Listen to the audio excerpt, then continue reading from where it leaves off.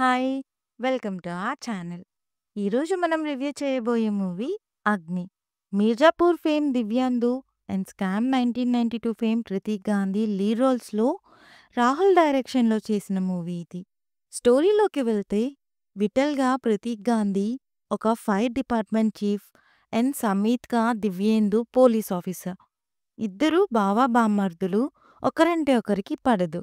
ఇదిలా ఉండగా సిటీలో ఫైర్ యాక్సిడెంట్స్ అవుతుంటాయి.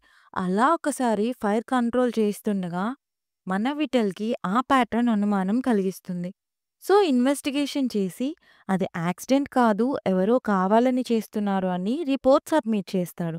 బట్ మన సమీత్ మాత్రం అదొక బిల్డర్ పని అని కేస్ క్లోజ్ చేస్తాడు. బట్ చేశాక కూడా మళ్ళీ సేమ్ ప్యాటర్న్ ఫైర్ యాక్సిడెంట్స్ జరుగుతాయి. అసలా క్రిమినల్ ఎవరు? ఎందుకలా చేస్తాడు? అసలు విఠల్‌కి డౌట్ ఎలా వస్తుంది? లాస్ట్‌కి ఆ క్రిమినల్‌ని పట్టుకుంటారా? ఈ ఇద్దరూ కలుస్తారా లేదా అనేదే ఈ స్టోరీ. పాజిటివ్స్ విషయానికొస్తే ముందుగా విఠల్ రోల్ చేసిన ప్రతీక్ గాంధీ గారు అండ్ ఆయన క్యారెక్టర్‌కి రాసిన డైలాగ్స్ చాలా బావున్నాయి.